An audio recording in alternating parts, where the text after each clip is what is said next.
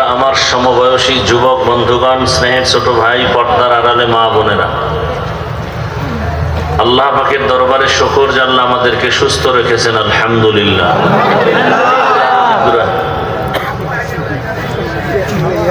আমার ঠিক রাখলেই চলবো, তোরা যায় না তো। এই স্ট্যান্ডে গেল কই, ওরা গেল কই?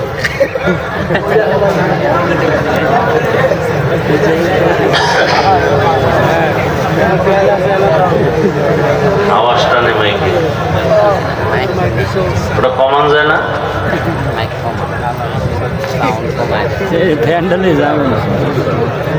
আর পর আমার মাথা বরাবর পিছনে দিলে তার সমস্যা নেই, তারে যদি হয়।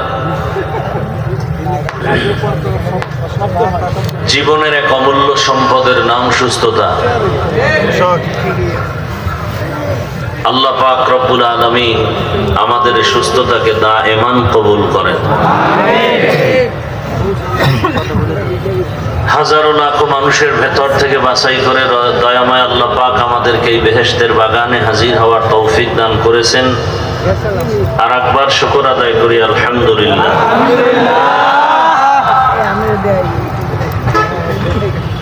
দরুদ ও সালাম সৈয়দুল মুরসালিন, রহমাতুল লিল আলামিন, শফিউল মুজনিবিন, খাতামুন নবিয়্যিন, সৈয়দুস সাকালাইন, ইমামুল মুরসালিন, শফিউ আযম, রাসূল আকরাম, রহমত আলম, নবিয়ুল আরব আল আজম, হাবিব কিবরিয়া, আশরাফুল আম্বিয়া, সৈয়দুল আম্বিয়া, शफीअ महशर, साक़ी कौसर, आका इनामदार, मदीना का ताजदार, आफताब नबूवत, फ़ख्र मौजूदात, सैयदुल मखलूक़ात, हज़रत मुहम्मदुर रसूलुल्लाह सल्लल्लाहु अलैहि व आलिहि वसल्लम। সর্বোপরি শুকর যাদের অক্লান্ত পরিশ্রমের মাধ্যমে আজ সুন্দর আয়োজন, সময় পরামর্শ অর্থ দিয়ে দোয়া করে উপস্থিত হয়ে মাইক, লাইট, প্যান্ডেলের ব্যবস্থাপনার মাধ্যমে সহযোগিতার হাত যারা বাড়িয়েছেন, প্রত্যেককেই আল্লাহ পাকে খেদমতের বরকতে দুনিয়াতে শান্তি, পরকালে মুক্তির ব্যবস্থা করে দিন। গতকাল এবং আজ দেশের শীর্ষস্থানীয় হযরত উলামায়ে কেরাম আলোচনা রেখেছেন। ইনশাআল্লাহ আগামীকালও আলোচনা চলবে। উলামায়ে কেরামদের কথাগুলো উম্মাহকে সহি তরিকায় আমল করার তৌফিক দান করেন। উলামায়ে কেরামের ইজ্জতকে আল্লাহ বেশি বেশি বাড়ায় দেন। উলামায়ে কেরামের ইজ্জতকে নষ্ট করার জন্য যারা বিভিন্ন প্রক্রিয়ায় চক্রান্ত করে, আল্লাহ তাদের হেদায়াত দান করেন। মহা মুসিবতে পড়লাম, মাইক বাড়ি খায়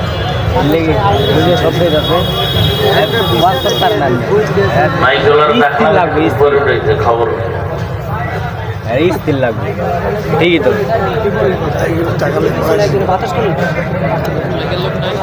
আরে স্থির লাগবে, সব সময় শান্ত পরিবেশে মাইকে বাড়ি খাই দেন না বাতাস। আল্লাহ পাক রব্বুল আলামিন আগামী কালকের মাহফিল ও কামিয়াবির সাথে কবুল করেন। আমি আপনাদের দোয়া নেওয়ার আশায় হাজির হয়েছি এবং সংক্ষিপ্ত কিছু কথা বলার নিয়তে কোরআনে হাকিমের সূরা আহজাবের 2 টুকরো আয়াতে কারিমা তিলাওয়াত করেছি। নবীজির অসংখ্য হাদিস থেকে একটি হাদিস আপনাদের সামনে পড়েছি, অল্প বাস। আবার এটা রেখে আকল কি আপনাদের নষ্ট না কেন বুঝি না।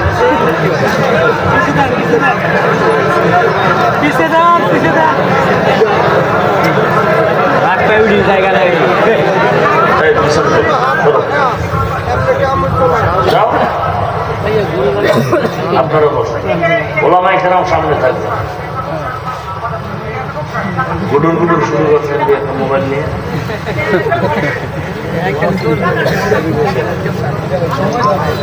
শান্তি হয়ে যাচ্ছে না।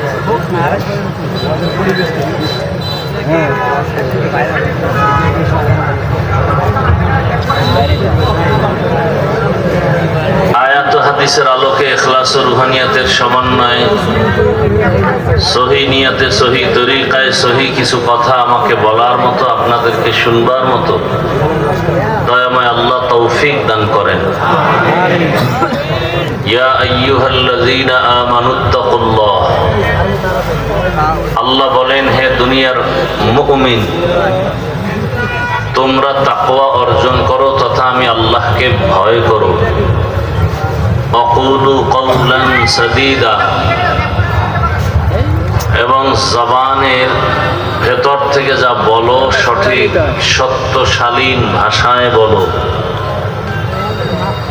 ইউসলিহ লাকুম আ'মালাকুম, বিনিময়ে তোমাদের লাভ হবে তোমাদের ত্রুটিযুক্ত আমলকে আমি আল্লাহ ত্রুটিমুক্ত করে দিব। ওয়ায়াগফির লাকুম যুনুবাকুম, তোমাদের কৃত গুনাহকে আমি ক্ষমা করে দিব। ওয়া মান ইউতি'ইল্লাহা ওয়া রাসূলাহু, যে ব্যক্তি আল্লাহ এবং তার রাসূলের অনুকরণ করবেন, ফাকাদ ফাযা ফাওজান আযীমা, অতঃপর তাদের বিজয় হবে চূড়ান্ত বিজয়। নবীজি বললেন, মান ইয়াজমান লি মা বাইনা লাহইহি ওয়া মা বাইনা রিজলাইহি আযমান লাহুল জান্নাহ। দুনিয়ার উম্মত, তোমরা দুই জিনিস হেফাজতের জিম্মাদারি নাও, তো আমি রাসূল তোমাকে জান্নাতে নেয়ার জিম্মাদারি নিব। দুই জিনিসের এক, জবানের কন্ট্রোল করো এবং লজ্জাস্থানের হেফাজত করো। যদি এই দুইয়ের হেফাজত করো, আমি তোমাকে জান্নাতে নেওয়ার জন্য ওয়াদাবদ্ধ। আয়াত এবং হাদিসের মূল আলোচনার বিষয় হলো জবানকে কন্ট্রোল করা। এই আয়াতের মধ্যে আল্লাহ পাক রব্বুল আলামিন জবানকে হেফাজতের কথা বলেছেন। কারণ কি? জবান হেফাজত জীবনের মূল একটা কাজ। মানুষ বলে মুখের কথায় জয়, মুখের কথাই ক্ষয়। আজকে সব ঝামেলার মূলে জবানের কথার উপর। জবানকে হেফাজতের কথা আল্লাহ বললেন, কারণ পুরা দেহের মধ্যে, শরীরের মধ্যে, বডির মধ্যে মূল অস্ত্র হলো জিহবা বা জবান। হাদিসে পাকে আল্লাহর রাসূল বলেন, প্রতিদিন সকালবেলা সমস্ত অঙ্গ প্রত্যঙ্গ জবানের থেকে পানাহ চায়। হাত পানা চায় জিহ্বার অত্যাচার থেকে, কারণ প্রথমে জবান উল্টাপাল্টা করলে তো হাতের উপরে বিপদ চেপে আসে। জবানের উল্টাপাল্টা ব্যবহারের কারণে চোখের উপরে আঘাত, শরীরের উপরে আঘাত। এই জন্য জবানকে হেফাজতের কথা আল্লাহ বলেছেন। জবান যেমন এক মারাত্মক অস্ত্র, তেমন এক বড় নেয়ামত। অস্ত্র কেমন? উদাহরণত আমি বলি যে ব্লেডের মতো চারদিকে এটার ধার বেশি, ডানে বামে সামনে পেছনে। জিহ্বা এমন এক অস্ত্র যেটা দিয়ে ডানে আঘাত করলে কেটে যায়, বামে আঘাত করলে কেটে যায়। এজন্য বারবার আল্লাহ জবানকে হেফাজতের কথা বলছেন। হাদিসেও এর বিস্তর আলোচনা। আল্লাহ পাক বলেন অন্য আয়াতে, কুল্লি ইবাদি ইয়াকুলুল্লাতী হিয়া আহসান, ইন্না শাইতানা ইয়ানযাগু বাইনাহুম। হে রাসূল, আপনি মুমিনকে বলেন কাফেরের সাথে যেন সুন্দর আচরণ করে, খারাপ না করে। কেন? শয়তান মাঝখানে ঝামেলা তৈরি করে মুমিনের ক্ষতি করবে, বেঈমানের না।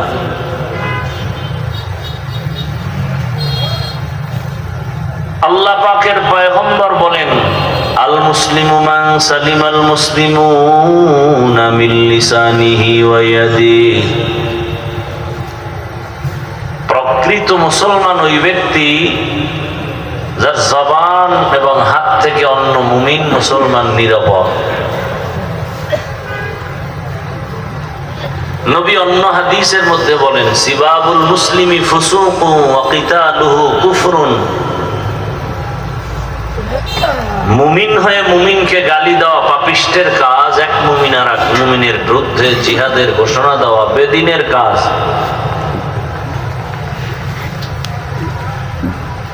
জবান এক মারাত্মক অস্ত্র।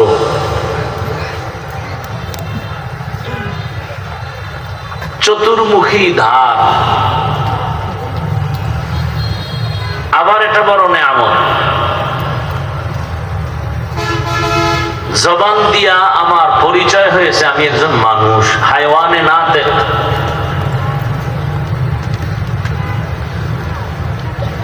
পশুর থেকে মানুষকে আলাদা করেছে শুধু জবান। গরু, ভেড়া, বকরি, বাঘ, সিংহ বা পশু জাতীয় এদের হাত আছে, পা আছে, চোখ আছে, সব আছে, কিন্তু আমাদের মতন আওয়াজ নাই, কথার আওয়াজ নেই। ওদের থেকে আমাকে পার্থক্য করে দিল হাত না জবানের আওয়াজ। আমার কথা আওয়াজ দিয়ে দিল যে আমি মানুষ। আমার চোখ করে নাই, হাত করেনি, আমার জবান। আবার মানুষের মধ্য থেকে আমাকে আলাদা করে বলল আমি একজন মুমিন। পরিচয়টা আমার হাত দেয়নি, চোখ দেয় নাই, জবান দেয়, কি বলে, পা দেয়নি, আমার জবান দিয়েছে। কেমনে? সব মানুষ হাত, পা, কর্ণ, চক্ষু, নাসিকা সব আছে। কে মুমিন কে মুমিন না, জবানের আওয়াজ প্রমাণ করে দেয়। লা ইলাহা ইল্লাল্লাহু মুহাম্মাদুর রাসূলুল্লাহ।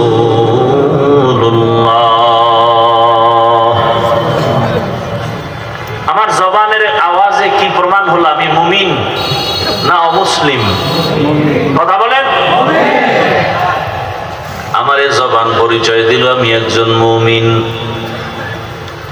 আবার মুমিনদের মধ্য থেকে আমাকে আলাদা করে পাঠ করে জবান আমাকে বুঝাই দিল আমি মুমিনদের মধ্যে কিন্তু একজন আলেম। আলেম এটা পরিচয় কি আমার হাতে দেয়, পায়ে দেয়? কিসের দ্বারা? জবানের দ্বারা। জবানের কথার দ্বারা প্রমাণ হবে আমি আলেম, আপনি আলেম না। আবার এই জবানের কথার মাধ্যমে প্রমাণ হবে আমি একজন ভালো মানুষ নাকি খারাপ মানুষ। আমার বংশ কেমন বলে জবানের কথায় পরিচয় নাও। ওই যে একটা প্রবাদ আছে, ব্যবহারে বংশের পরিচয়। জবানের ব্যবহার আমাকে প্রমাণ করবে আমি আদবওয়ালা, আখলাকি নাকি বেয়াদব। জবানের কথায় পরিচয় করে দিবে আমার বংশ কেমন, আমার আখলাক কেমন, আমার আচরণটা কেমন। এজন্য আল্লাহ বারবার বলেন জবানকে কন্ট্রোল কর। কারণ এই বেঈমান থেকে ঈমানের খাতায় নাম লেখাতে যদি চাও, প্রথমে তোমার কাজ হলো জবানে কালেমা ঈমানের স্বীকারোক্তি দাও, ইকরার বিল লিসান। আবার তোমাকে ঈমানের খাতার থেকে নাম কেটে ফেলবে হাত না জবান। জবান দিয়ে একটা কথা বললেই কিন্তু প্রমাণ হয়ে যাবে তুমি মুমিন নাকি বেঈমান।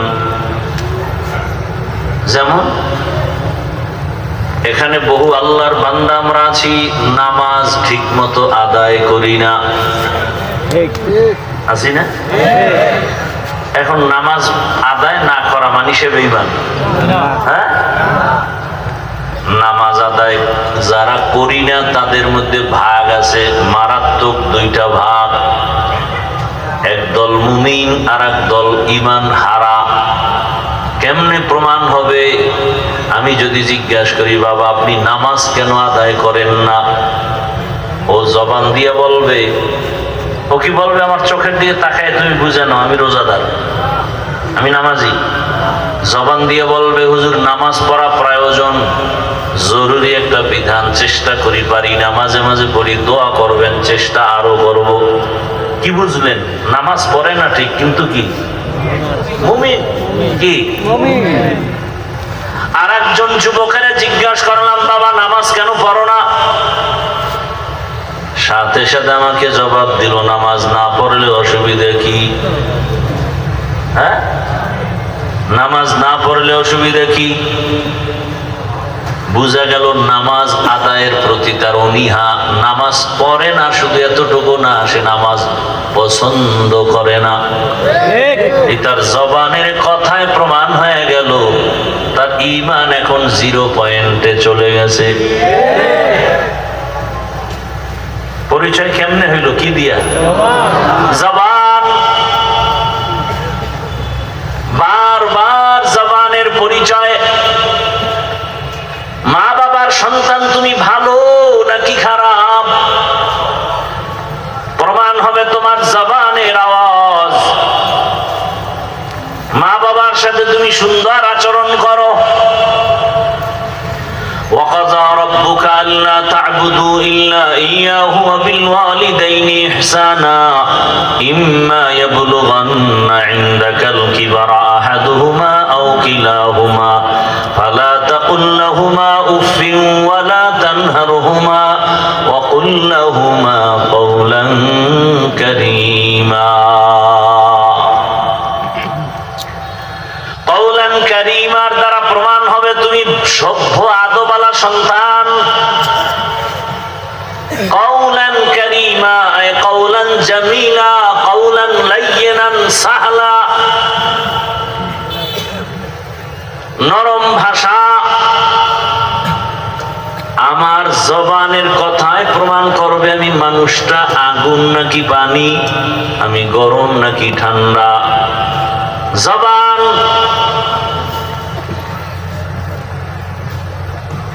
একদিকে মারাত্মক অস্ত্র, আবার বড় নিয়ামত। জবানের একটা কথা একটা বেঈমান মুমিন, আবার এই জবানের একটা কথায় মুমিন থেকে মানুষ বেঈমান। যেমন বললাম নামাজ পড়ে না, আর একজনে বলে আমি নামাজ পছন্দ করি না। বলার সাথে সাথে কি হয়ে গেল?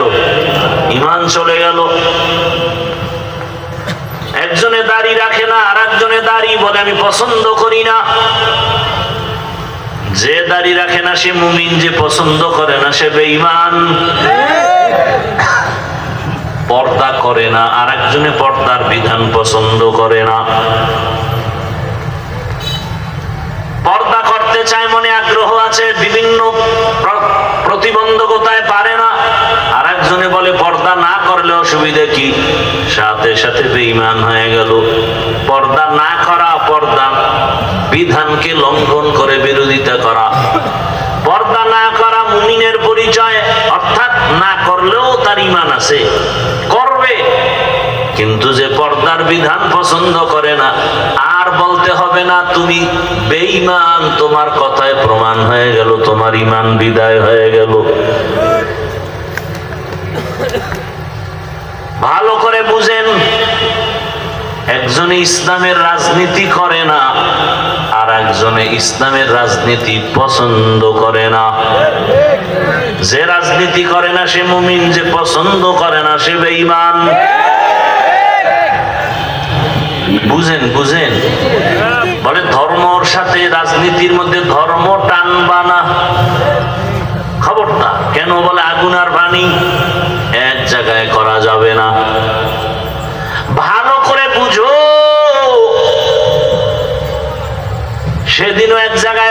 ঢাকায় জমিনে যত নীতি আছে, নীতি আদর্শ, সব নীতির মধ্যে শ্রেষ্ঠ নীতি হলো ইসলামের নীতি।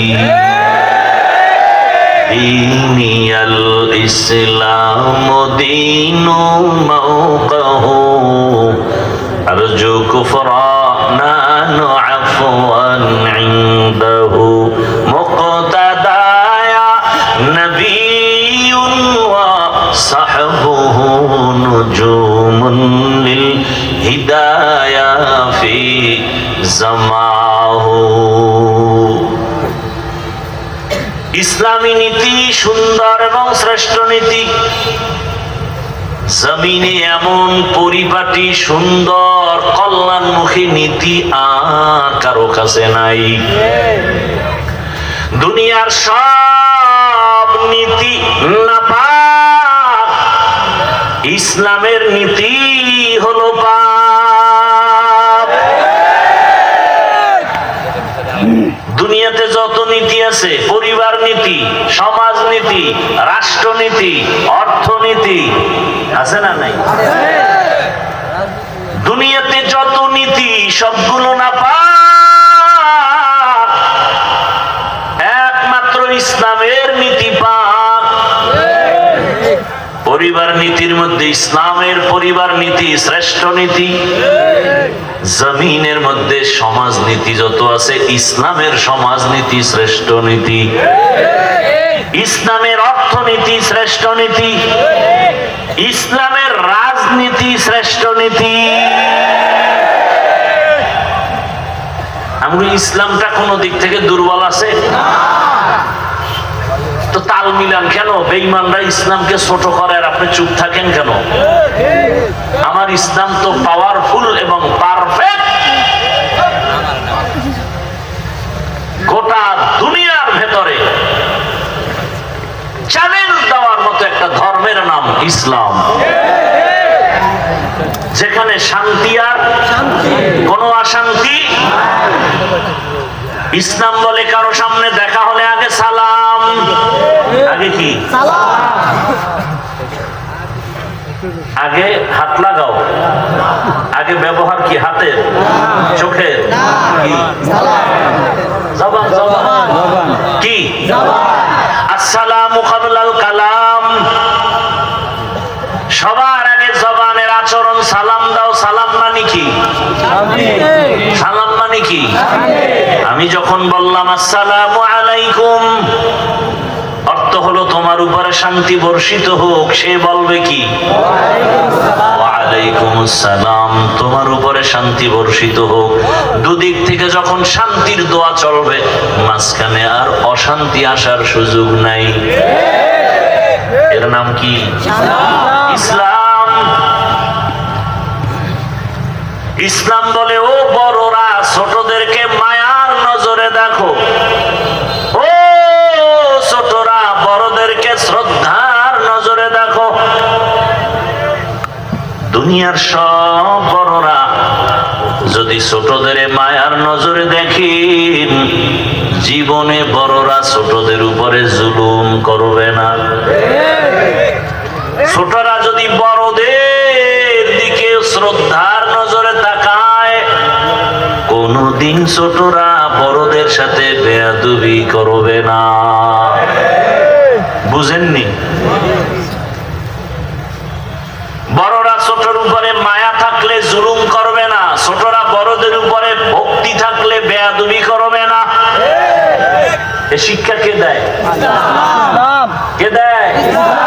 লিকুল্লি শাইইন জিনাতুন ফিল ওয়ারা ওয়া জিনাতুল মারই তামামুল আদাবি আজ খুদা খাহি মে তৌফিক আদব বেআদব মাহরুম গাশত আজ ফজলে রা। আমি কোন দলের নেতা হয়ে বসছি? মাহফিল কোন দলের? বরং আমি প্রচলিত কোন ইসলামী রাজনীতির কোন দলের দায়িত্বে নাই। বাকি নিয়ে আমি কথা বলতেছি আমার জীবনের মূল জায়গায় ইসলামকে শ্রদ্ধার সাথে রেখে এরপরে কথা বলতেছি। আমার সব কিছুর মূল আমার ইসলাম। আমি ইসলামকে মাথার মুকুট বানায় কথা বলতেছি। ইসলামের অর্থনীতির মতো পবিত্র অর্থনীতি দুনিয়াতে আর নাই। ইসলামী সমাজনীতির মতো পবিত্র নীতি জমিনে নাই। ইসলামের পরিবার নীতি এক একটা যদি আলোচনা করা হয়, কে বলে কয় ইসলামী অর্থনীতি নাই। অথচ আল্লাহর কসম করে সেদিনও বলছি ঢাকার এক জায়গায়, আল্লাহর জাতের কসম, এ জমিনে যতদিন পর্যন্ত ইসলামের অর্থনীতি বাস্তবায়ন হবে না, ততদিন পর্যন্ত এ জমিন থেকে দারিদ্র বিমোচন হবে না। খয়রাতি আরো খয়রাতি হবে, সব ফকির হয়ে যাবে, ধনী আরো ধনী হবে। ইসলামী অর্থনীতির এক মূল পয়েন্টের নাম যাকাত। ইসলামী অর্থনীতির এক পয়েন্টের নাম করজান হাসানা। ইসলামী অর্থনীতির এক পয়েন্টের নাম সাদাকাতুন জারিয়া। যাকাত যদি পাই পাই হিসাব করে আদায় করা হয়, আমার দেশে যাকাত 99% দেওয়া হয়, 1% আদায় হয়। আল্লাহ কয় যাকাত আদায় করো, দেইও। যাকাত দাও বলে না, আদায় করো। দেওয়াও বুঝে না, আদায়ও বুঝে না। যারা যাকাত দেয় না ঠিক মতো, যাকাত দেয়াটাকে অনেকে জরিমানা মনে করে, কিয়ামতের আলামত।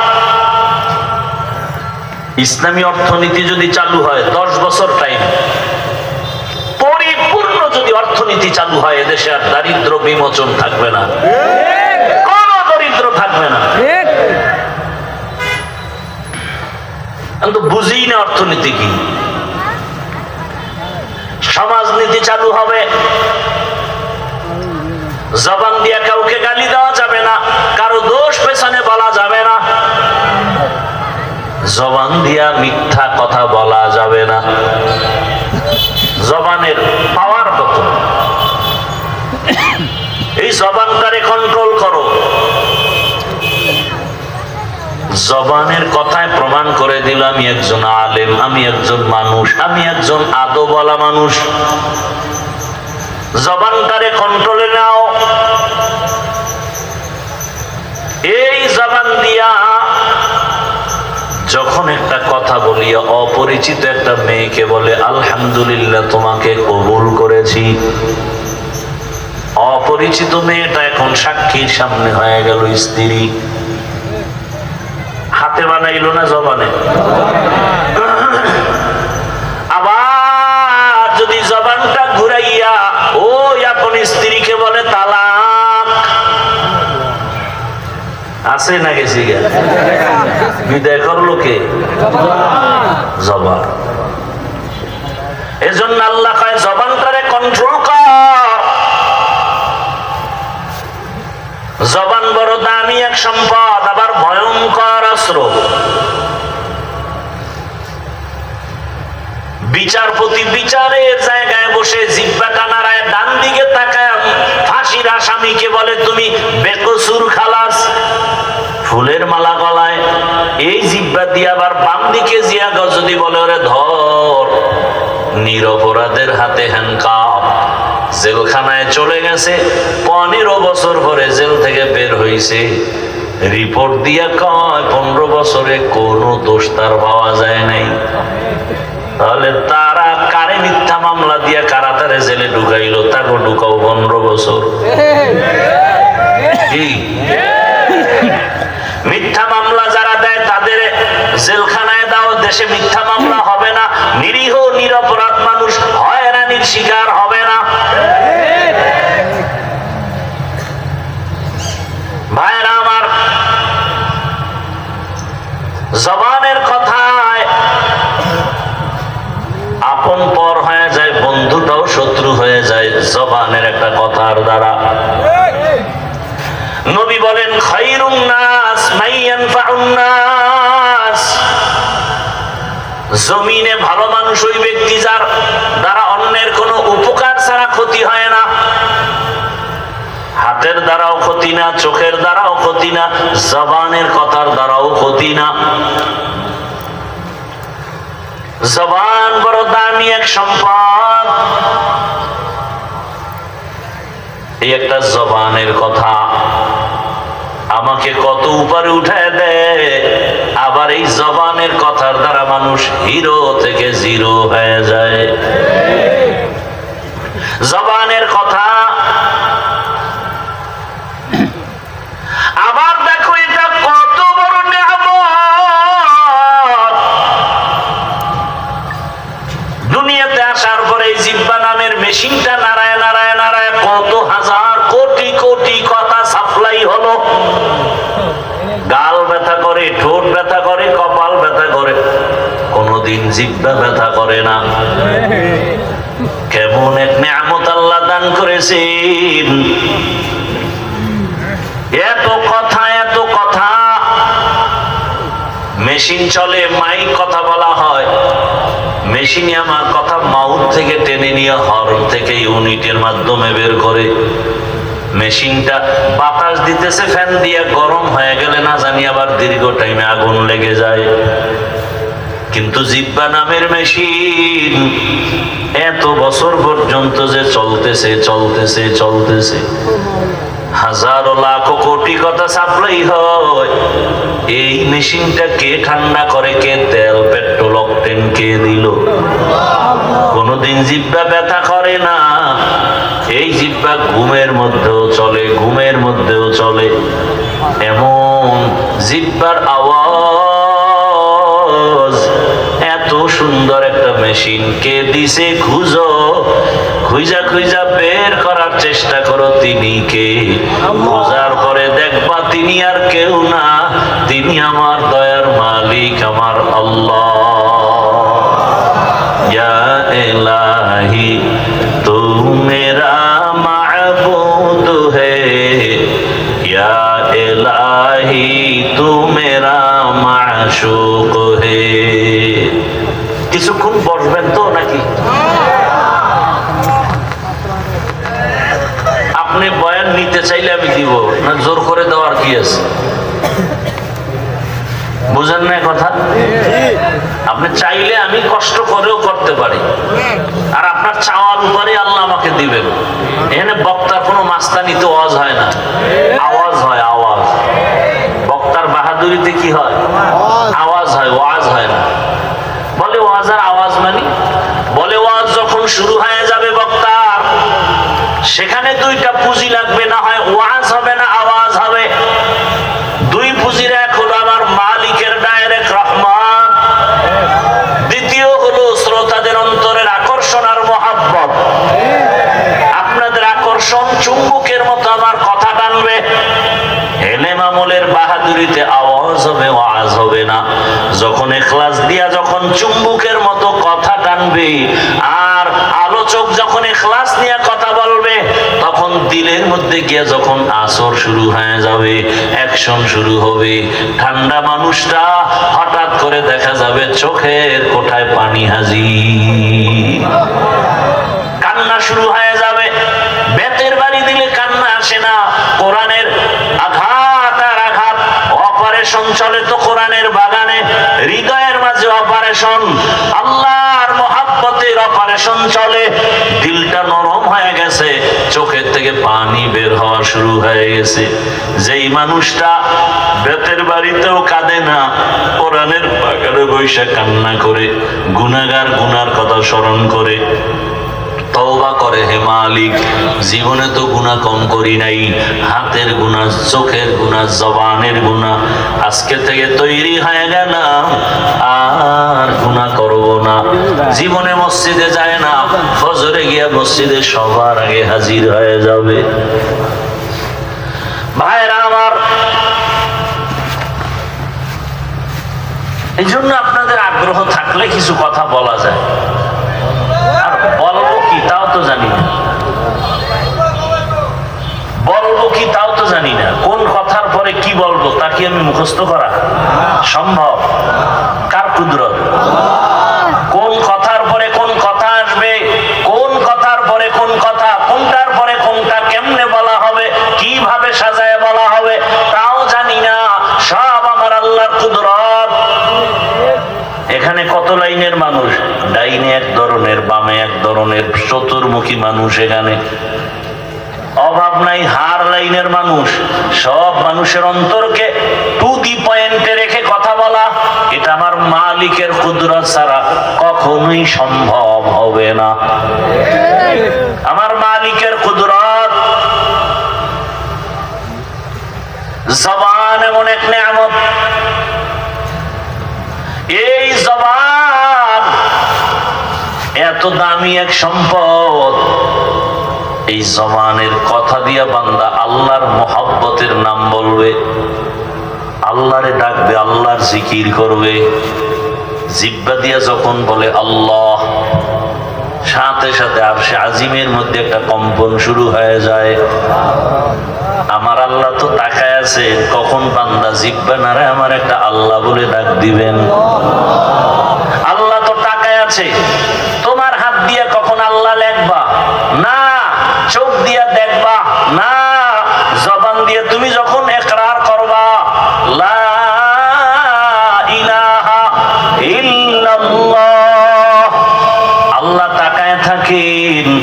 বান্দা যখন আমারে আল্লাহ বলে ডাক দেও, মা বলে ডাক দিলে মায়ের কলিজাটা ঠান্ডা হয়। বাচ্চা যখন একবার আম্মু বলে ডাক দেয়, মা শুনিয়াও জবাব দেয় না। কেন? মা চায় তুই বারবার আম্মু আম্মু আম্মু আম্মু বলবি। যতবার আম্মু বলে ডাকবি তত মায়া বাড়বে, তত মজা লাগে। এটা মা না হইলে বোঝানো সম্ভব? সন্তান বাবাকে যখন আব্বু বলে ডাকে, বারবার ডাকে তো মজা পায়। মা শুনিয়াও জবাব দেয় না, কেন? তুই আবার ডাক দে। আম্মু কয় আবার ডাক, আবার ডাক। এদিকে বাচ্চার মধ্যেও কিন্তু মায়া বাড়তেছে, আম্মু কেন সাড়া দেয় না? এক ডাক দুই ডাক, কিছুক্ষণ পর বাচ্চা এখন ডাকের সাথে একটু চোখে পানি, ডাকের সাথে আবার চোখে পানি, বাচ্চা কাঁদতেছে। এবার মায়ের মায়া বাড়ছে না কমছে? মায়া এতক্ষণ শুধু আওয়াজ পাইছে, কান্নার আওয়াজ না, শুধু ডাক আম্মু আম্মু, কোনো আওয়াজ নাই। মা শুনছে, জবাব দেয় না। যখন কান্না জড়িত কণ্ঠে বাচ্চা আম্মু বলে কান্না করে, মায়ের যত কাজ থাক না কেন সব ফালাইয়া দৌড়াইয়া বাচ্চার কাছে আসে। বাচ্চাটারে কোলে নেয়, আদর দেয়। আল্লাহ বলেন ওই মা বাবার থেকে আমি আল্লাহর মায়া কি কম? আমি আল্লাহর কুদরতি অন্তরে 99 গুণ মায়া জমানো। বান্দা তুই মাকে যখন ডাকো মায়ের মায়া বাড়ে, আর আমি আল্লাহরে যদি তুই ডাকো আমার মায়া কেন বাড়বে না? তুই যত ডাকবি তত আমার মায়া বেড়ে যাবে। এমন একটা সময় আসবে তোর সাথে আর আমার সাথে যত ডাকবি তত কাছে আগাইতে থাকবে। তুই এক হাত আগাবি, আমার রহমত 2 হাত আগায় যাবে। তুই যখন 2 হাত আগাবি, একদিকে হাঁটতে থাকবি, আমার রহমত দৌড়াবে তোকে আগায় নেওয়ার জন্য।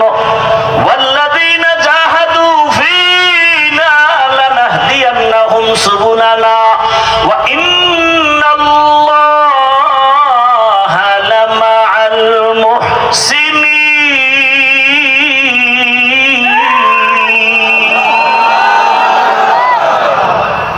বান্দা তুমি যখন চেষ্টা করো আল্লাহ পাওয়ার জন্য, আল্লাহ বলে আমি অনেক রাস্তা খুলে দেই, যে কোনো রাস্তা দিয়ে হাঁটবি, আগাইতে থাক, সামনে গিয়ে দেখবি সিরাতাল মুস্তাকিম।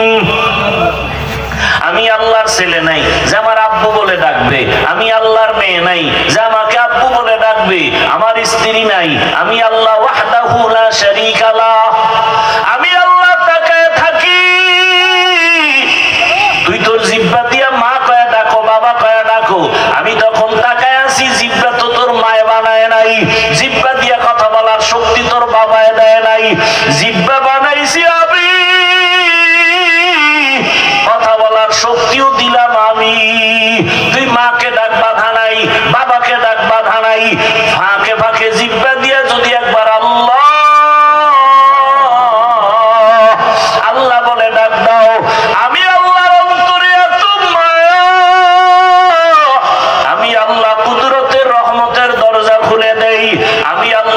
চাই তুই আমার কাছে আয়, আমি আল্লাহ তোর সাথে নূরের পর্দাগুলো খুলিয়া আমি আল্লাহ তোকে মোলাকাতের রাস্তা খুলে দিব। আয় গোলাম আয়, ওরে আমার রাস্তা ছাড়া তোর আর আরামের রাস্তা নাই। আমি আল্লাহকে মোহাব্বত করে ডাকো, আমি আল্লাহর মোহাব্বতের ডাক দিয়ে তুমি যত ডাকবা তত আগায় যাবা।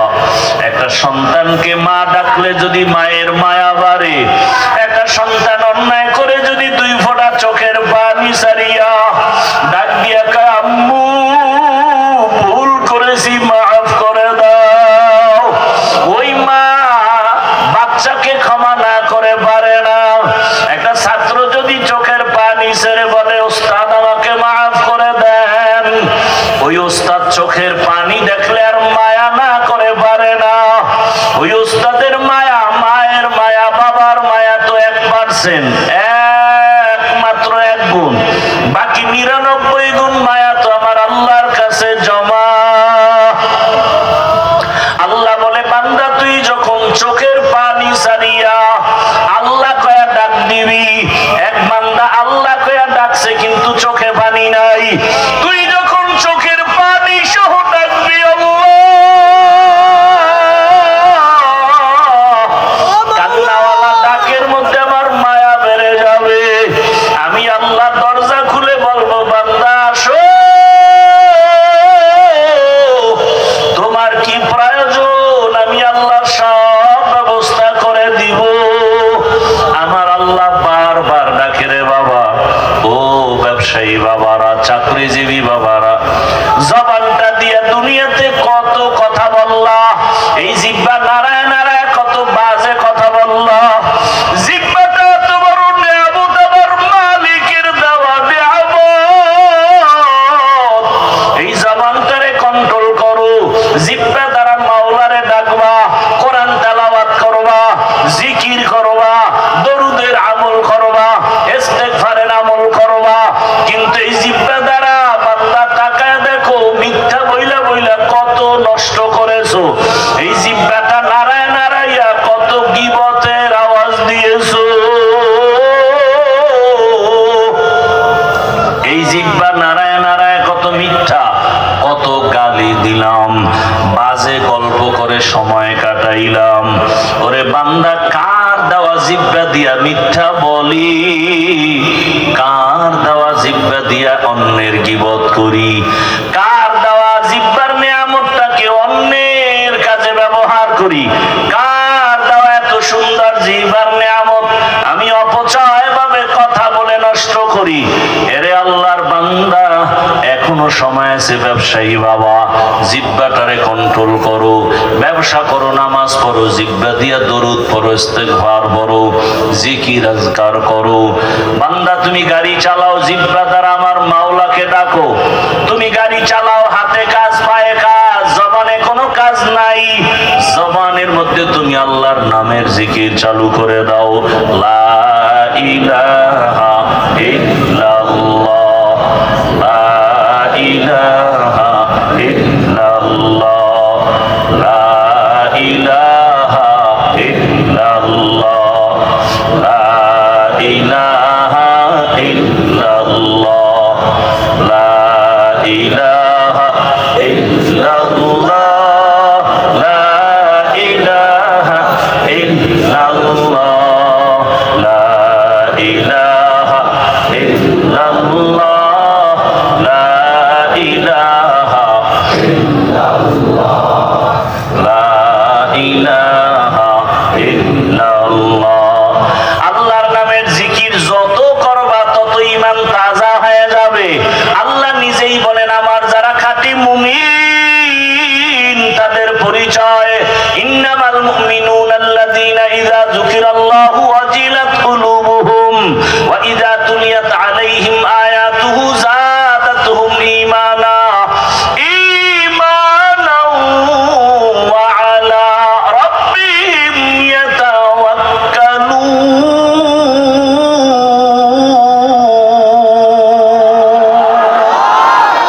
মুমিন তোমার পরিচয় কি? বলে তখন ইন্নামা ইন্নামাল মুমিনুনাল্লাযীনা ইযা যুকিরাল্লাহ, যখন জিকির করা হয়, ওয়াজিলাত কুলুবুহুম, কলবের মধ্যে কম্পন শুরু হয়ে যায়, জালজালা শুরু হয়ে যায়। ওয়া ইযা তুলিয়াত আলাইহিম আয়াতিহি, যখন আল্লাহর কোরআনের আয়াত তেলাওয়াত হয়, যাদাতহুম ঈমানা, ঈমান এত বেশি বেড়ে যায়, তখন বান্দার মোহাব্বত শুধু আল্লাহর দিকে আগাইতে থাকে, এত পরিমাণ আগায়, দুনিয়ার থেকে আলাদা মাওলার দিকে আগাইতে থাকে। কে যেন বলে আল্লাহর খাঁটি আশিক আল্লাহ না, আল্লাহ থেকে আলাদা না, জুদা না, দূরে না। আল্লাহ তাআলা বলেন, বান্দা তুই যত আমারে ডাকবি আমি তত কাছে আসবো। আস্তে আস্তে এমন এক হালাত হবে, আমি আল্লাহর বাইরে তুই নাই, ডানেও আমি, বামেও আমি, সামনেও আমি, পেছনে আমি। বান্দা তুই যেখানে আসো, ওয়াহুয়া মাআকুম আইনামা কুনতুম, বান্দা তুই আমাকে যারা কই, ওরে আমারে ফাঁকি দিয়ে কোথাও যেতে পারবি না। ও ব্যবসায়ী বাবা, তোমারে আমার মাওলা বড় বানাইছেন।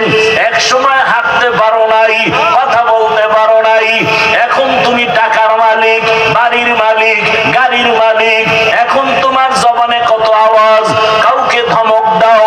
আমার মাওলা যদি জবান বন্ধ করে, কোনো ক্ষমতা নাই জবান খোলার। এরে বান্দা, দুনিয়ার সব পেয়েছো, ওই আমার আল্লাহকে পাইছো নি? চিন্তা করো রে বাবা। টাকা পাইলা, বাড়ি পাইলা, গাড়ি পাইলা, ছেলে মেয়ে সব পেয়েছো, স্ত্রী পেয়েছো, সম্মানের চেয়ার পেয়েছো, সব তোমার রেডি। কিন্তু যেদিন চক্ষুটা বন্ধ হয়ে যাবে, আজরাইল যেদিন তোমাকে বাড়ির দরজায় এসে আঘাত আওয়াজ দিয়া রুহুটা নিয়ে যাবে, এখন তোমার ব্যবসা আপন ছিল নাই, বাড়ি আপন নাই, সবাই বলবে ঘর থেকে লাশটা নামাও, সাদা কাপড়ের প্যাকেট বানায়া দাও, গরম পানি দিয়া গোসল করাও, বাঁশবাগানে নিয়ে যাও। এখন আর ঘরে রাখা যাবে না, পাহারা দেওয়া যাবে না। ব্যবসা প্রতিষ্ঠান তোমার থেকে আলাদা, সন্তান আলাদা, স্ত্রী আলাদা, পরিবার আলাদা। এখন তোমার আপন বন্ধু তোমার পাশে নাই। আল্লাহ কয়, এখন তুই একা, এখন তুই কোথায় যাইতেছো চিন্তা কর। এমন একটা অন্ধকার কবরের ঘর, ডানেও মাটি, বামেও মাটি, সামনে মাটি, উপরেও মাটি, বিছানাও নাই, বালিশ নাই। দুনিয়াতে বালিশ ছাড়া ঘুমাইতে পারো না, তোষক ছাড়া ঘুমাইতে পারো না, ফ্যানের বাতাস ছাড়া ঘুমাইতে পারো না। ওই কবরে যদি গুনাহগার হইয়া যাও, ওই কবরে বিছানা নাই, বাতাস নাই, বান্দা গুনাহগার হইয়াই যদি পড়িয়া যাও, আমার আল্লাহ এমন রাগ করবেন। আমার নবী বলেন, আমার আল্লাহ বলবেন, ও ফেরেশতাই, নাফরমানের আর ছাড় দেওয়া যাবে না।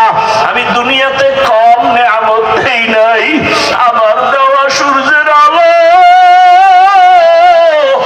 আমার দেওয়া পানি বান্দরে দিলাম, আমার দেওয়া চাঁদের আলো, আমার দেওয়া বাতাস, আমার বানানো জমিনের ফসল, আমার দেওয়া গাছের ফল, আমার দেওয়া নদীর মাছ, বান্দা সব মনের মতো ভোগ করিয়া এখন আমার হুকুম মতো নামাজ পড়ে নাই, পর্দা করে নাই, জিকির করে নাই, তেলাওয়াত করে নাই।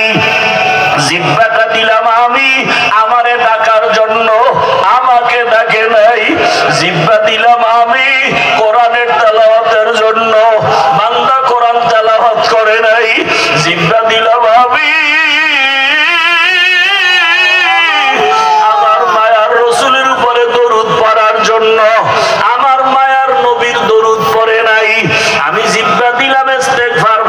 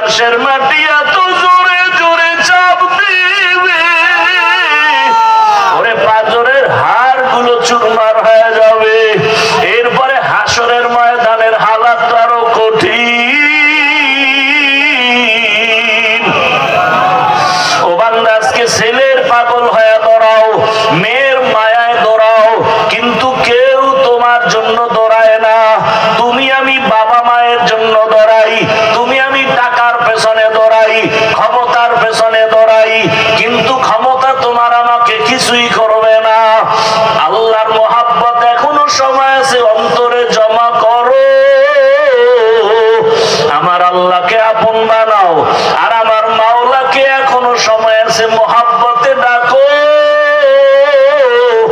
জিহ্বা নাড়ায় ডাকো দয়ার মালিক, ও আমার দয়ার আল্লাহ। ও আল্লাহ, তোমার দেওয়া নিয়ামত খাইলাম, তোমার দেওয়া নিঃশ্বাস নিলাম, তোমার দেওয়া বাতাস ভোগ করলাম, কিন্তু হক আদায় করে জিহ্বার হক আদায় করতে পারি নাই, চোখের হক আদায় করতে পারি নাই, কানের হক আদায় করতে পারি নাই, ও আল্লাহ অন্তরের হক আদায় করতে পারি নাই। ও আল্লাহ, হিসাব মিলায় দেখি শুধু গুনাহ আর গুনাহ। আমার মতো গুনাহগারে ময়দানে কেউ নাই। এখন আমি রেডি হয়ে গেছি, এই গুনাহগার হইয়া কবরে যাইতে চাই না। সূর্যের গরম সইতে পারি না, মশার কামড় সইতে পারি না। গুনাহগার হইয়া হাসরের ময়দানে দাঁড়াইয়া কেমনে সূর্যের গরম সহ্য করব, জাহান্নামের গরম কেমনে সহ্য করব। ও আল্লাহ, তওবা করতেছি, দয়া করে মাফ করে দাও, আর নামাজ ছাড়বো না। ও যুবকেরা, তওবা করো। জীবনে তো কম দাড়ি কাটলা না, নামাজ কম ছাড়ো নাই, বেপরদায় কম চলো নাই। মা বাবার দোয়া নিয়া, শিক্ষকের দোয়া নিয়া এখনো রেডি হয়ে যাও। আল্লাহর কাছে তওবা করো, আর নামাজ ছাড়বা না, দাড়ি কাটবা না, বেপরদায় চলবা না। মা বাবার দোয়া নিয়া, শিক্ষকের দোয়া নিয়া, উলামায়ে কেরামের দোয়া পরামর্শ নিয়া, নবীজির আদর্শ মেনে জীবন চালাবা। পর্দার আড়ালের মা বোনেরা, আপনার মতো কত মা পর্দা করে, নামাজ পড়ে, স্বামীর মাল হেফাজত করে, সন্তানটাকে আদর্শওয়ালা বানানোর মেহনত করে। এখনো সময় আছে, তওবা করেন। যুবক বাবারা, তওবা করো। কতদিন আর গুনাহ নিয়ে চলবা? জীবনে তো গুনাহ কম করো নাই। ও যুবক বাবারা, আল্লাহর কাছে কি নিয়ে দাঁড়াবা? আল্লাহর কাছে কেমনে মুখ দেখাইবা?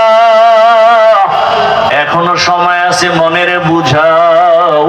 তোমার আমার মতো কত যুবক জেনারেল লাইনে পড়ে, রাস্তায় গাড়ি চালায়, নামাজ ছাড়ে না, ব্যবসা করে, নামাজ ছাড়ে না। ও ব্যবসায়ী বাবারা, আপনারা কেন পারেন না? ও চাকরিজীবী বাবারা, আপনাদের মতো কত চাকরিজীবী নামাজ পড়ে, আপনারা কেন পারেন না? শ্রমিকরা নামাজ পড়ে, শ্রমিকের কাজ করে, আপনারা পারেন না কেন? আল্লাহর কাছে তওবা করেন। ও আল্লাহ, গুনাহমুক্ত জীবন দাও, আর গুনাহ করব না, নামাজ ছাড়বো না, দাড়ি কাটবো না, বেপরদায় চলবো না, আর গুনাহ করব না। তোমার হক আদায় করিয়া, তোমার ইবাদত করিয়া, তওবাওয়ালা জীবনে, গুনাহমুক্ত জীবনে চলার তৌফিক দান করো। আমিন।